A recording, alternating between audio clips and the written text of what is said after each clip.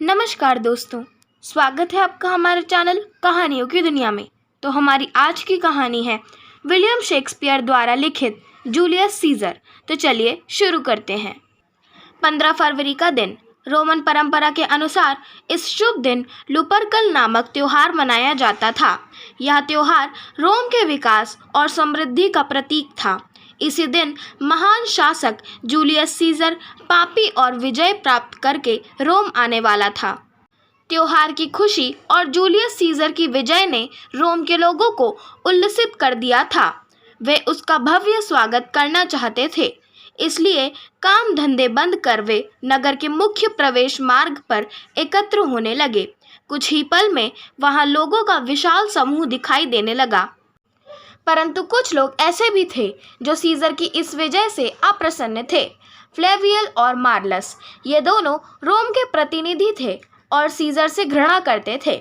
उन्हें पता चला कि रोम निवासी जूलियस सीजर के स्वागत की तैयारी कर रहे हैं, तो वो भड़क उठे और कठोर स्वर में बोले, तुम लोगों को शर्म नहीं आती?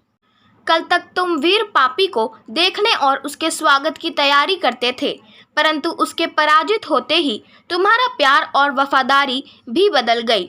आज तुम उसके शत्रु सीजर के स्वागत के लिए बेचैन हो रहे हो, उसकी जय जयकार कर रहे हो। परंतु एक बात अच्छी तरह से जान लो कि सीजर की विजय से रोम का कोई भला नहीं होगा। जाओ, यहाँ से चले जाओ और वीर पापी की पराजय का शोक मनाओ। तुम्हारे लिए यही उचित है। लोगों का विशाल जनसमूह तितर बितर होने लगा। देखते ही देखते मुख्य प्रवेश मार्ग पूरी तरह से खाली हो गया। इसी बीच कुछ अन्य जनप्रतिनिधि भी वहां आ गए जो सीजर के विरोधी थे। फ्लेवियल उन्हें समझाते हुए बोला, अपने स्वागत की ऐसी भव्य तैयारियां देखकर सीजर का दिमाग 7वें आसमान पर पहुंच जाएगा और अहंकार में भरकर वह हमें अवश्य अपमानित करेगा। अतः हमें उसके स्वागत के लिए की गई सजावट नष्ट भ्रष्ट कर देनी चाहिए। अभी वे इस विषय में सोच ही रहे थे कि तभी गाजे बाजे के साथ सीजर और उसकी सेना ने जुलूस के रूप में नगर में प्रवेश किया। उस समय जुलूस में सीजर की पत्नी कलफुर्निया, सूरस की पत्नी पोर्शिया, ब्रूटस, डेसियस, कैसियस, कौस्कामी और सिसरो थे। इन सब के साथ एक राज्य ज्योतिषी भी था। लुपरकल के अवसर पर रोम में एक दौड़ का आयोजन किया जाता था। इसके संबंध में मान्यता थी कि इस पवित्र त्योहार के अवसर पर दौड़ने वाले के स्पर्श मात्र से बांझ स्त्रियां गर्भ धारण कर लेती थीं। सीजर की कोई संतान नहीं थी, इसलिए वह लुपरकल की दौड़ में भाग लेने के लिए अपने साथ एंटोनियस नामक सेवक को लाया था। सीजर ने कलफुर्निया को उस मार्ग पर खड़ी होने के लिए कहा जहां से एंटोनियस को दौड़ते हुए निकलना था। उसने एंटोनियस को भी समझा दिया कि उसे दौड़ते हुए कलफुर्निया को स्पर्श करना है। इस बीच ज्योतिषी भविष्यवाणी करते हुए बोला, जूलियस, मेरी गणना के अनुसार 15 मार्च की तिथि आपके लिए बड़ी अशुभ और कष्टप्रदायक होगी, इसलिए इस दिन आपको विशेष रूप से सावधान रहने की आवश्यकता है। सीजर हंसते हुए बोला, वीर पुरुष गणनाओं पर नहीं बल्कि अपनी तलवार पर विश्वास करते हैं। इस युद्ध में मेरे सारे शत्रु नष्ट हो गए हैं। अब किसमें इतना साहस है कि मेरा अहित कर सके? आप अपनी भविष्यवाणी रहने दें, मुझे यह व्यर्थ की प्रतीत होती है। इस प्रकार ज्योतिषी की बात को सुनी अनसुनी कर वह जुलूस के साथ आगे बढ़ गया, परंतु ब्रूटस वहीं खड़ा रहा। यह देखकर कैसियस भी लौट आया और उसे कुरेदते हुए बोला, रुक क्यों गए ब्रूटस? क्या तुम लुपरकल दौड़ नहीं देखने आओगे? तुम जाकर लुपरकल दौड़ देखो, मेरा मन नहीं है, ब्रूटस ने रूखे स्वर में जवाब दिया। पिछले कुछ दिनों से ब्रूटस का व्यवहार असामान्य रूप से बदल गया था। सीजर के प्रति उसकी आत्मीयता और सम्मान में कमी आ गई थी। उसका मन विचारों के द्वंद्व में उलझा हुआ था। वह इसके बारे में किसी को बताना नहीं चाहता था। यही कारण था कि वह सबसे अलग थलग रहता, किसी के साथ ज्यादा बातचीत नहीं करता था। परंतु कैसियस इस बात को महसूस कर रहा था। ब्रूटस ने जब उत्सव में सम्मिलित होने में अनिच्छा दिखाई तो कैसियस सारी बात समझ गया। फिर भी उसके मन के द्वंद्व को उभारते हुए बोला, ब्रूटस, जब कोई व्यक्ति मन की गुत्थियों में उलझ जाता है, तब उन्हें सुलझाने के लिए उसे दूसरे व्यक्ति की आवश्यकता होती है। इस समय तुम भी कुछ ऐसी ही स्थिति से गुजर रहे हो। ब्रूटस समझ गया कि वह उसके मन के द्वंद्व को जान चुका है और उसे भड़काकर बाहर निकालने का प्रयास कर रहा है। अभी वह कुछ बोलने ही वाला था कि तभी उसे सीजर की विजय का उद्घोष सुनाई दिया। आखिरकार रोम की जनता ने सीजर को अपना राजा मान ही लिया। यद्यपि मैं सीजर को बहुत प्यार करता हूँ, परंतु मैं नहीं चाहता कि वह रोम के सिंहासन पर बैठे। यह कहकर ब्रूटस ने ठंडी आह भरी, फिर विस्मित होकर बोला, कैसियस, तुम यहाँ क्यों रुके हुए हो? इस अवसर पर तुम्हें सीजर के साथ होना चाहिए था। क्या तुम्हें मुझसे कुछ कहना है? धूर्त कैसियस बातों का जाल फैलाते हुए बोला, ब्रूटस, मैं अपने स्वाभिमान की रक्षा के लिए चिंतित हूँ। किसी के भय या दबाव में जीना मुझे पसंद नहीं है, और वह भी एक ऐसा व्यक्ति जो कभी हमारी तरह साधारण व्यक्ति था, जिसका पालन पोषण हमारी तरह ही हुआ है। हम भी सीजर की तरह स्वतंत्र थे। आज उसे वीर और पराक्रमी समझा जाता है, परंतु यही वीर कई बार अपनी कायरता दिखा चुका है। एक बार टाइबर नदी में बाढ़ आई हुई थी। मेरे साहस और हिम्मत की परीक्षा लेने के लिए सीजर ने मुझे नदी पार करने के लिए ललकारा। हम दोनों नदी में कूद पड़े, परंतु नदी पार करने से पहले ही सीजर थक गया और सहायता के लिए चिल्लाने लगा। तब मैंने उसे डूबने से बचाया था। इसी तरह एक बार हम स्पेन में थे। उस समय सीजर को तेज बुखार हो गया। ऐसी स्थिति में वह बच्चों की तरह कराहते हुए पानी मांगने लगा। ऐसा कमजोर और कायर व्यक्ति आज हमारे बल पर विजेता बन गया है। लोग भगवान की तरह उसकी पूजा करते हैं। यह भाग्य का खेल नहीं, बल्कि हमारी अकर्मण्यता है कि शक्ति संपन्न होने के बाद भी हम उसके दास हैं, जबकि उसमें और हम में कोई अंतर नहीं है। कई वर्ष पहले रोम में ब्रूटल नामक एक वीर था। वह रोमन राजा का प्रभुत्व स्वीकार नहीं करता था। उसकी दृष्टि में रोम के राजा का राज्य शैतान के राज्य के समान था। उसी वीर ब्रूटल के परिवार से संबंधित होने पर भी तुम सीजर का सम्मान करते हो, उसके प्रभुत्व को स्वीकार करते हो। इससे अधिक हमारे लिए अपमान की बात और क्या होगी? कैसियस, तुम क्या कहना चाहते हो और मुझसे किस बात की आशा कर रहे हो, यह मैं भली भांति जानता हूँ, परंतु अभी इस बारे में बात करने का समय नहीं है। इसके लिए हमें उचित समय की प्रतीक्षा करनी चाहिए।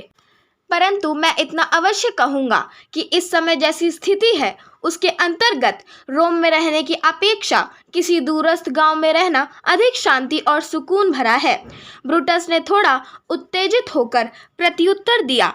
ब्रूटस पर अपनी बातों का असर देखकर कैसियस मन ही मन मुस्कुराने लगा। उसका तीर ठीक निशाने पर लगा था। अभी वे बातें कर ही रहे थे कि जुलूस लौट आया। तभी उन्होंने क्रोध में तमतमाते हुए सीजर को देखा। उसका चेहरा गुस्से से लाल हो रहा था। कलिफोर्निया भी कुछ उदास और मुरझाई हुई दिखाई दी। सिसरो भी क्रोधित दिखाई दिया। मार्ग में सीजर ने एंटोनियस से कहा, कैसियस जैसे पतले सूखे और चिंतनशील व्यक्ति बड़े खतरनाक होते हैं। ऐसे लोग ना तो किसी को अपने से बड़ा देख सकते हैं और ना ही उनकी प्रसन्नता को सहन कर पाते हैं। हंसने, बोलने, खेलने, कूदने या संगीत से इनका दूर दूर तक कोई संबंध नहीं होता है। इनसे दूर रहना ही उचित है।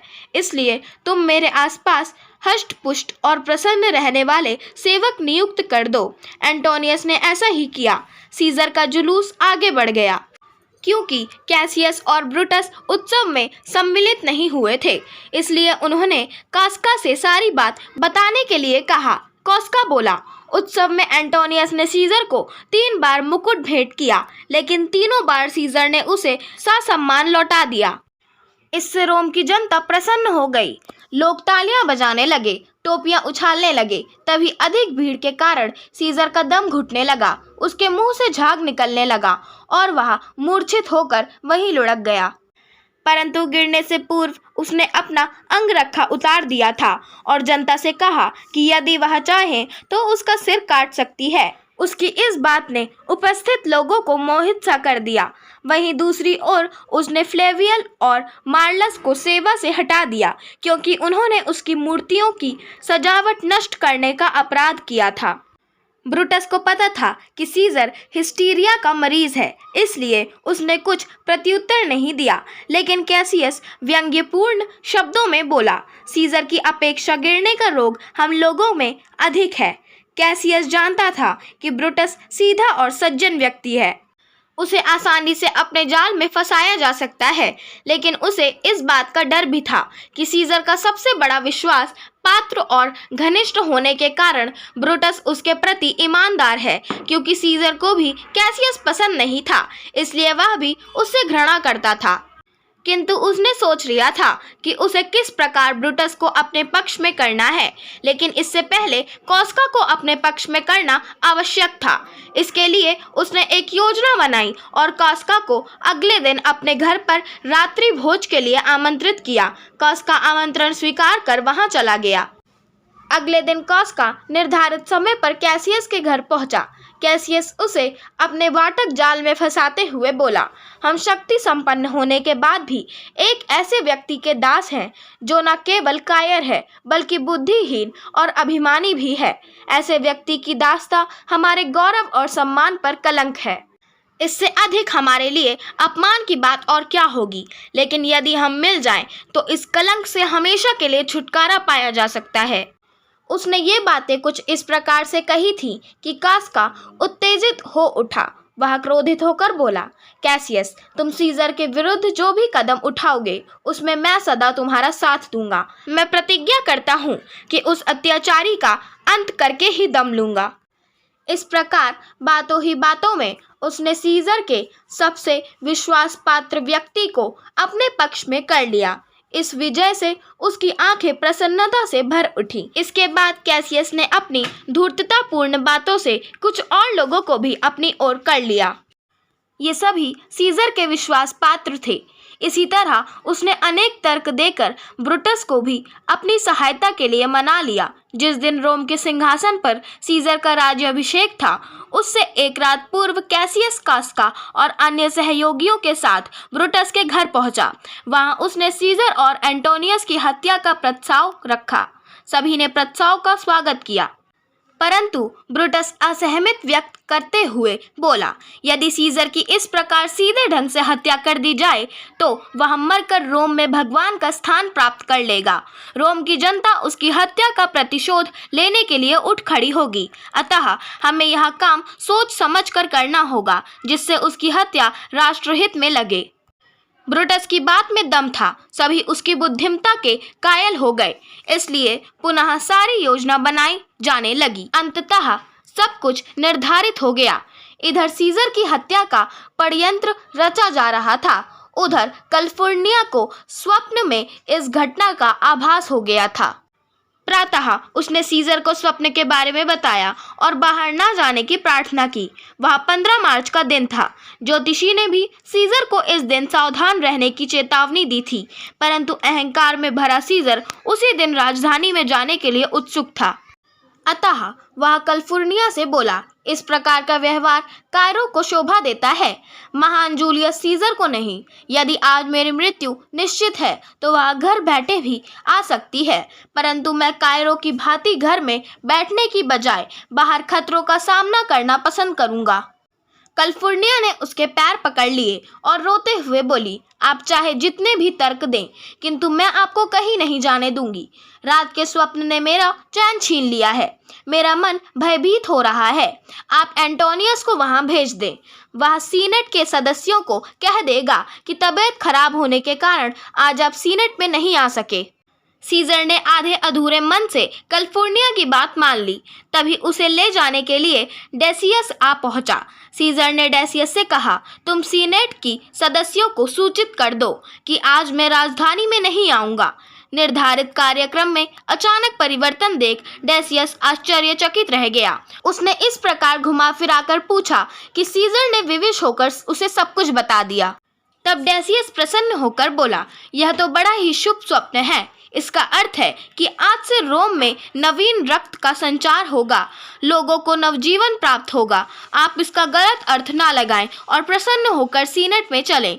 सीनेट के सदस्य आपको राज मुकुट पहनाना चाहते हैं। यदि आज आप नहीं गए तो सभी आपको कार समझकर आपका मजाक उड़ाएंगे। हो सकता है कुछ लोग यह कहें कि जब तक कैलिफोर्निया को शुभ स्वप्न नहीं आएगा तब तक सीजर का राज्याभिषेक नहीं होगा। डेसियस की बात ने सीजर के विचारों को बदल दिया। तभी वहां ब्रुटस, कास्का, कैसियस आदि भी आ पहुंचे। सीजर तैयार होकर उनके साथ राजधानी की ओर चल दिया। सीनेट में पहुंचते ही सीनेटर पॉपिलियस ने कहा, तुम्हारा प्रयास सफल हो। यह सुनकर पत्रकारियों के चेहरों का रंग उड़ गया। उन्होंने सोचा था कि शायद उनकी योजना लीक हो गई है, लेकिन ब्रूटस ने उन्हें समझाया कि पॉपिलियस की बात का हमारे साथ कोई संबंध नहीं है। इस बात से सीजर के चेहरे पर भी कोई परिवर्तन नहीं हुआ है। तब जाकर उन्होंने चैन की सांस ली। फिर उनके संकेत पर टेबोनियस नामक षड्यंत्रकारी एंटोनियस को लेकर बाहर चला गया। सीनेट की कार्यवाही आरंभ हुई। डेसियस ने मेटेलस सिम्बर को अपनी समस्या सीजर के समक्ष रखने के लिए कहा। मेटेलस ने सीजर के सम्मान में सिर झुकाया। उससे अपने भाई पब्लियस सिम्बर के निष्कासन का आदेश वापस लेने की प्रार्थना की। सीजर रूखे स्वर में बोला, मेटेलस, तुम्हारे सिर झुकाने या नम्रतापूर्वक प्रार्थना करने से मेरा मन नहीं पिघलेगा। इस प्रकार कपट में लिपटी सौजन्यता दिखाने की तुम्हें कोई आवश्यकता नहीं है। मैं आज तक न्याय के मार्ग से कभी विचलित नहीं हुआ हूँ। तुम्हारे भाई का निष्कासन राष्ट्रीय कानून के अनुसार हुआ है और मैं इसे नहीं बदल सकता। इस तरह उसने सिम्बर को दुत्कार दिया। उसके बाद ब्रूटस और कैसियस ने पब्लियस सिम्बर को मुक्त करने की प्रार्थना की।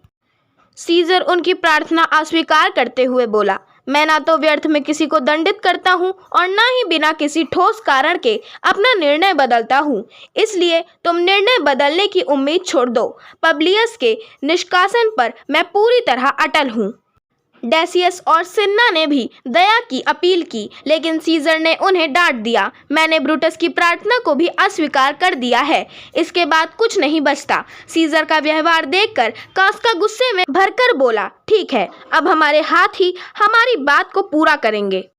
यह कहकर उसने सीजर पर छुरे से वार किया। फिर सभी एक एक कर उसे छुरा छोपने लगे। अंत में ब्रूटस ने छुरा निकालकर सीजर के सीने में घोंपा। षड्यंत्रकारियों में अपने विश्वास पात्र मित्र ब्रूटस को देखकर सीजर मर्माहत हो उठा। उसके मुख से केवल इतना ही निकला, ब्रूटस, तुम भी। इतना कहते ही सीजर ने दम तोड़ दिया। सीजर के मरते ही सिन्ना ने प्रसन्न होकर उद्घोष किया, अत्याचारी का अंत हो गया, अब हम स्वतंत्र हैं। इसके बाद ब्रूटस ने सीनेट के सदस्यों को भय रहित होने तथा शांत रहने के लिए कहा। फिर उसने राष्ट्र के नाम जनहित संदेश प्रसारित किया, जिसमें रोम को क्षति न पहुंचाने की बात कही गई थी। इधर एंटोनियस को सीजर की हत्या का समाचार मिला तो वह घर भाग गया। बाद में उसने नौकर के हाथ पत्रकारियों के पास संदेश भेजा कि यदि वे उसे अभय प्रदान कर दें तो वह सदा उनका वफादार सहयोगी बनकर रहेगा। किंतु यह उसकी एक चाल थी जिसे षड्यंत्रकारी समझ न सके। उन्होंने उसे क्षमा कर दिया। एंटोनियस उनके पास गया और उनकी तारीफों के पुल बांधते हुए बोला, आप राष्ट्र के हितैषी हैं। आपने सीजर की हत्या राष्ट्रहित में ही की होगी, इसलिए मुझे उनकी हत्या से कोई सरोकार नहीं है। किंतु सीजर मेरे मालिक थे, अतः अपने कर्तव्य का पालन करने के लिए मैं विधिवत और सम्मानपूर्वक उनका दाह संस्कार करना चाहता हूँ। षड्यंत्रकारी उसकी चिकनी चुपड़ी बातों में बुरी तरह फंस चुके थे। उन्होंने सीजर का शव उसे सौंप दिया। एंटोनियस शव को लेकर जनता के बीच पहुंचा और रोते हुए बोला, ये वही महान जूलियस सीजर हैं जिन्होंने 3 बार रोम के राजमुकुट को ठुकरा दिया था, जिसने रोम की जनता के सामने स्वयं को सौंप दिया था। रोम के लिए अनेक भले कार्य करना चाहते थे, लेकिन इससे पूर्व ही पत्रकारियों ने इनकी हत्या कर दी। अब आप ही उनसे अपने राजा की हत्या का प्रतिशोध लें, तभी महान जूलियस सीजर की आत्मा को शांति मिलेगी। सच का पता चलते ही रोमन प्रजा भड़क उठी। उन्होंने षड्यंत्रकारियों को घेर लिया और उनका वही हश्र किया जो इतिहास में विश्वासघातियों का होता आया है। आशा करती हूँ आपको हमारी आज की कहानी पसंद आई होगी। अगर आपको हमारी आज की कहानी पसंद आई हो तो चैनल को सब्सक्राइब करें, वीडियो को लाइक करें और बेल आइकन दबाना ना भूलें। धन्यवाद।